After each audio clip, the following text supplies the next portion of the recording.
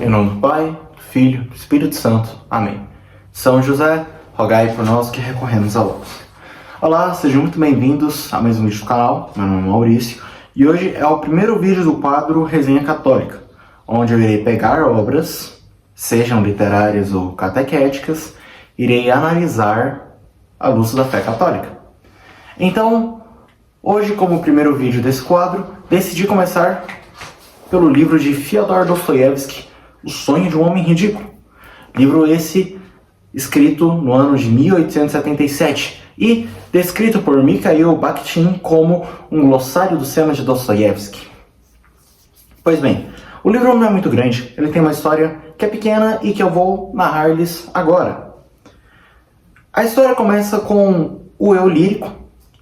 Nosso protagonista não é nomeado, dizendo: eu sou um homem ridículo. E aí ele se dedica, em algumas páginas, a manifestar o quanto ele é ridículo, o motivo dele ser ridículo e desde quando ele é ridículo. E o fato dele ser tão ridículo é o que levou ele a ser um nihilista. Maurício, o que é um nihilista? Nihilista é aquele que não vê sentido na vida, não vê sentido nas coisas. Eu vou explicar com maior profundidade depois. Mas enfim. E devido a esse nihilismo, ele tornou-se uma pessoa sozinha e indiferente. Indiferente à situação do mundo, indiferente às pessoas ao seu redor, indiferente aos tormentos que os outros passavam. Afinal, se nada havia sentido, por que ele iria se importar com alguma coisa? E, graças a esse vazio existencial, ele decidiu que iria se matar. Ele iria pegar um revólver e atirar contra ele mesmo. E ele faria isso em uma noite. Entretanto, nessa mesma noite, enquanto ele voltava para a casa dele, que era um apartamento onde ele vivia sozinho, uma menina abordou ele. Uma menina, criança, pequena, que clamava por ajuda, pois a sua mãe estava passando por graves problemas. A gente não sabe quais são esses problemas. Poderia ser fome, poderia ser saúde, poderia ser um ataque. Enfim, vai saber. Dostoiévski não nos conta isso. Mas o que importa é que o rapaz, ele rejeitou ajudar a menina. Foi indiferente aos pedidos de ajuda dela e por pouco não quis agredir ela. Enfim, a menina conseguiu a ajuda de um outro homem que era menos desnaturado do que ele. Mas, na cabeça do nosso eu lírico, ele ainda ficou pensando naquilo. E, quando chegou em casa, ele estava sentado na sua escrivaninha e com um revólver à mesa. O revólver estava carregado e engatilhado. Era só atirar e o trabalho estava feito. Entretanto, o homem não fez isso. Ele adormeceu. E agora que entra a principal parte da obra, que é o sonho. Afinal, o título é O Sonho de um Homem Ridículo. Os sonhos para Dostoiévski não eram meramente sonhos, tipo imagens desconexas. O sonho para Dostoiévski, sobretudo nas suas obras, era uma janela para mostrar revoluções filosóficas, dilemas morais e coisas desse gênero.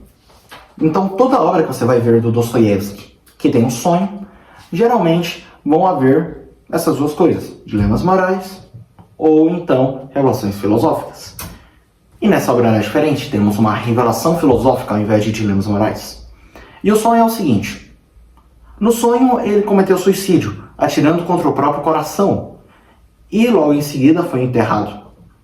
Após ser enterrado, passou um pouquinho de tempo, com ele se agonizando, e chegou um determinado momento em que uma entidade, que poderia muito bem ser um anjo, até mesmo o próprio Criador, enfim, Dostoiévski não nos diz direito que entidade era essa, pegou o indivíduo, nosso lírico, e o levou através do universo para uma terra que é exatamente igual à nossa. Tem os mesmos continentes, tem as mesmas pessoas, mesmas comidas, culturas, quer dizer, não culturas, desculpa. Enfim, é uma terra igual a nossa, com uma diferença. O ser humano naquela terra não havia sido maculado pelo pecado original. Eles viviam tal qual Adão e Eva, no estado de graça que estavam antes da primeira falta. E lá ele viveu por um grande tempo. O autor chega a falar milhares de anos, mas enfim. A questão é que o eu lírico fala qual é o destino desse mundo. Eu corrompi todos eles. O eu lírico faz o papel da serpente e leva todos os seres humanos daquela terra para a perdição. Então, eles passaram de criaturas imaculadas para seres humanos tão miseráveis quanto nós, com as mesmas faltas, tormentos e lamentações. E então, depois de milênios, ele acordou. Milênios no sonho, tá? Vai que alguém é muito literal e tá vendo esse vídeo. Mas enfim, a questão é que, desse modo, o sonho acaba e ele descobre a verdade. E se compromete a espalhar a verdade a todos aqueles que se disporem a ouvir. Essa é a história. A história é bem simples. Não é, por exemplo, como Crime e Castigo. Ou então não é um Guerra e Paz gigantesco, não. Afinal, o livro é bem pequeno. Entretanto, tem reflexões filosóficas extremamente úteis a nós. Então, comecemos pelo fato dele ser niilista, né? Vamos começar antes do sonho. O que é o niilismo? O niilismo, bem disse Giovanni Reilly, autor do livro O Saber dos Antigos, que será analisado posteriormente, se vocês quiserem, escreveu uma coisa interessante. Ele tem vários trechos sobre isso, mas eu me atraí por um específico. Veja bem, os pressupostos do niilismo são que não exista uma verdade, que não exista uma constituição absoluta das coisas. Ou seja, o que é um niilista? O niilista é alguém que acredita que as coisas não têm sentido, propósito ou direção. As coisas simplesmente existem. Ele encara o mundo como se fosse um grande abismo. Afinal, não tem sentido, não tem propósito. Ele não apenas nega sentido e propósito aqui na Terra, mas até a eternidade. Então, por exemplo, o niilista, ele não acredita em transcendência, não acredita em Deus, em fim último. Afinal, ele nega sentido e propósito. Então, ele nega o próprio Deus. Mas quais são as consequências do niilismo? Ora, as consequências do niilismo são duas.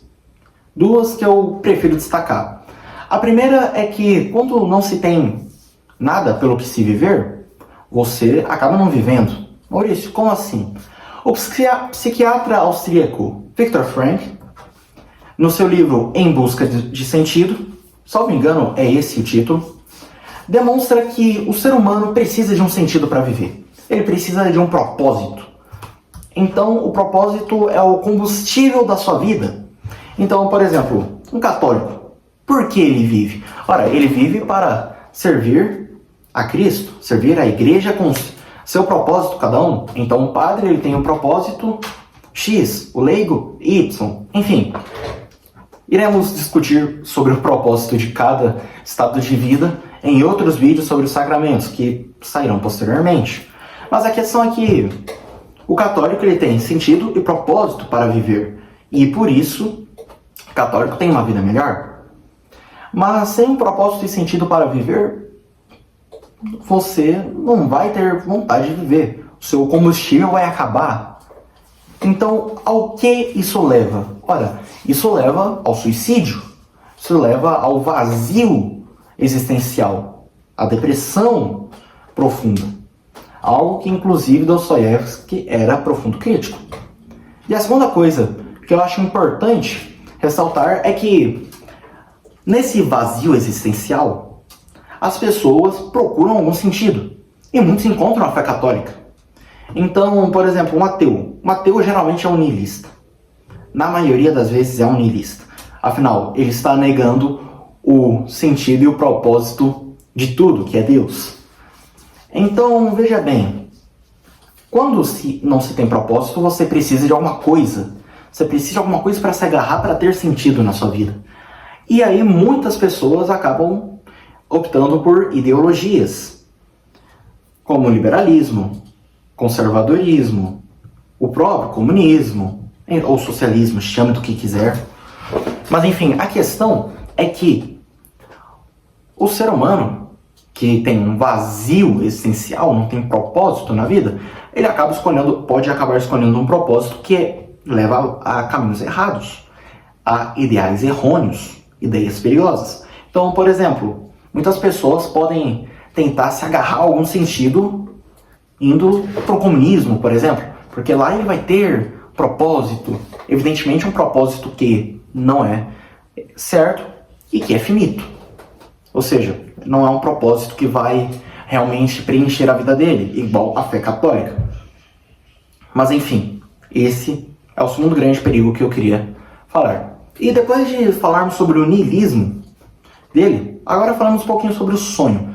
É interessante ver como Dostoiévski faz o homem cair. Então, por exemplo, o eu lírico, que fez o papel da serpente, como eu disse antes, começou a destruir esse mundo com mentiras leves. Ele não tinha intenção, mas ele fazia mentiras, quase piadas, quase. Mas estas mentiras geraram a sensualidade. O Dostoiévski escreve voluptuosidade, mas sensualidade, que gerou ciúme, que gerou conflitos, que gerou guerras, que gerou individualismo. E o individualismo serviu de combustível tanto para os conflitos quanto para as guerras.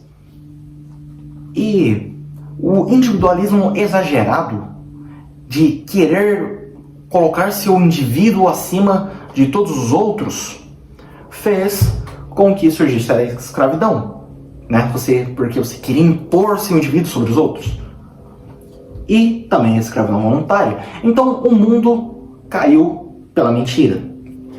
Sim, o nosso próprio mundo também cai com uma mentira, né? Então, quando a serpente diz lá em Gênesis, vocês serão como ele, saberão distinguir o bem do mal, ela estava mentindo para nós. Tal qual o eu lírico faz com os outros, com essa terra alternativa. Claro que ele não estava fazendo promessas como fez a serpente, mas ele corrompe o mundo da mesma maneira, com mentiras. Podem ser mentiras bobas, mas ainda assim, mentiras. Enfim, e qual é a principal crítica, e não apenas crítica, mas sim a principal lição desse livro? O individualismo é errado. Dostoiévski era um assíduo crítico do individualismo que tomava a Europa Ocidental no século XIX. E era esse individualismo europeu que também influenciava a Rússia, porque os russos naquela época, e em boa parte de sua história, sempre compraram muitas ideias do Ocidente. Então, por exemplo, quando Catarina a Grande, uma czarina que inclusive era alemã, mas enfim, tornou-se imperatriz da Rússia, ela importava ideais franceses, tanto é que ela tinha uma correspondência muito grande com Voltaire. E, inclusive, esse contato com os franceses é uma coisa muito presente nas obras de Dostoiévski e dos russos em geral, tipo Pushkin e Tolstói. Mas, voltando ao assunto. A questão é que esse individualismo também influenciava os russos, porque os russos eram influenciados muito pela cultura ocidental, em especial os franceses. E Dostoiévski criticava isso, e não à toa. Porque, se você reparar bem, o individualismo é o que, no final, gera o combustível para todos os outros males. Então, os conflitos e as guerras, que acabaram gerando nações diferentes e línguas diferentes, são uma coisa gerada, quer dizer, inflamada pelo individualismo. Então é como se o individualismo fosse uma gasolina que faz esse incêndio que são os conflitos e as guerras se alastrarem. Outra coisa que é interessante é que o individualismo também gera escravidão, e escravidão voluntária. Escravidão que é uma das principais chagas da humanidade até os dias de hoje. Tanto é que hoje há muito mais escravos do que no século XVII, por exemplo. Só não é legalizado por uma lei. Outra coisa que é interessante é que Dostoiévski também mostra qual é o remédio para o individualismo. Então ele mostra o problema, o individualismo exagerado, e mostra a solução. E qual é a solução? A única solução realmente possível: Cristo. Mas, Maurício, por que é a única solução possível? Veja bem, eu vou usar o próprio livro. No livro, no meio do sonho, os homens maus acabam querendo voltar para aquele estado de plenitude, ou seja, o estado de graça que eles estavam antes, que foram tirados pelas mentiras, que foram perpetuadas ao longo das gerações. Então, eles criaram códigos civis inteiros, códigos civis, militares, enfim, leis inteiras para que houvesse paz. E mesmo assim, a injustiça não parou, não cessou. Os justos continuaram oprimidos do mesmo jeito que antes. Então, os homens fizeram grandes ideais como fraternidade, humanidade. Olha só a referência à Revolução Francesa. Mas enfim, fizeram grandes ideais, grandes ideias. E mesmo assim, os homens continuaram se matando e oprimindo uns aos outros, tal qual era antes. Então veja bem, é como se essa pessoa estivesse tomando remédios que não vão adiantar em nada, remédios vencidos. Então, as ideologias humanas, tipo conservadorismo, liberalismo, socialismo, essas coisas, são falsos remédios. Outros falsos remédios também. A idolatria. Quer dizer, outro falso remédio. Perdão, errei na concordância. A idolatria. Por quê? Porque chegou no sonho a tal ponto que os homens que Dostoiévski cria naquela terra alternativa, eles começam a idolatrar seus próprios desejos. Algo que você pode reparar muito bem nas próprias mitologias. Então, por exemplo, na mitologia grega, Zeus é extremamente promíscuo. E quando não é Zeus, é Poseidon, né? E não apenas isso, mas você pode aplicar isso a qualquer ideologia, porque na prática a ideologia torna-se meio que uma idolatria, entendeu? Mas enfim, o único remédio é Cristo. Mas por quê? Porque a conclusão, a tal verdade que o nosso protagonista alcançou é que devemos amar uns aos outros como a nós mesmos. Isso é o que ele aprende, essa é a verdade que ele descobriu. E não se engane, isto também é dito por Cristo em Mateus, capítulo 22, versículo 37 a 39. Amai-vos uns aos outros como eu vos amei. Não é este o literal versículo, mas vocês entenderam. Entretanto, não falemos tanto dos males, falemos mais do remédio, não é mesmo? Pois bem, o único remédio possível é Cristo, porque todos os outros falharam miseravelmente. Os nobres ideais de fraternidade e humanidade deram errado. As aspirações de líderes mundiais, porque isso está no livro, isso está no sonho, porque muitos quiseram a paz mundial, e o caminho para isso era justamente guerra. E para além de guerras, né, mais conflitos, ou seja, todo projeto que queira a paz mundial, isso é uma coisa que nós aprendemos. Todo projeto que quer a paz mundial geralmente está errado, né? Então, quando algum político fala, não, eu vou garantir a paz mundial, isso, não. Ele é mentiroso, igual todos os políticos são. Mas enfim, a questão é que todos os outros remédios deram errado. E apenas o remédio daquele que se crucificou por nós vai funcionar. Inclusive, tem uma coisa interessante no livro, porque quando o sonho está quase chegando no final, quando o mundo deles está literalmente igual ao nosso, o próprio eu lírico fala que se colocaria numa cruz para remir os pecados deles, para poder remir as faltas deles. E, inclusive, ensina eles a fazerem uma cruz. Entretanto, eles riem. Eles simplesmente riem. Ou seja, eles negam o sacrifício da cruz, que remiria os pecados deles e que poderia trazer de volta o estado que eles estavam antes. Então veja bem, chega a tal ponto que até mesmo os ímpios que acham que são justos porque têm ideais de fraternidade, humanidade, essas coisas, São injustos porque negam a remissão, entendeu? Então, se o próprio Cristo viesse para essa gente, que pode até fingir querer a paz, até fingir que quer as boas coisas, né? O bem, o sumo bem, eles podem até fingir. Entretanto, mesmo que o próprio Cristo viesse e mostrasse as suas chagas, eles não acreditariam. Entendeu? Mas enfim, o remédio, o único remédio possível é Cristo. Pois Ele quem nos deu a lei do amor. Amar Deus sobre todas as coisas e ao próximo como a ti mesmo. E veja bem, se não temos essa lei, então nós somos católicos, nós somos cristãos, não estamos seguindo Cristo. Enfim, essa é a principal lição do livro, né? Então, e além disso, nós podemos até mesmo tirar outra lição do livro, né? Porque quando eu disse sobre propósito, né, o homem não consegue viver sem propósito. E eu disse um pouquinho mais cedo o quão vazio é o propósito, por exemplo, de um marxista, né, que só está aqui na Terra. E uma conclusão que podemos tirar disso tudo também, além do fato de que o individualismo exagerado é errôneo e que nós devemos ser católicos, amar ao próximo como a nós mesmos, é que o único propósito que realmente te dá vitalidade é a própria cruz.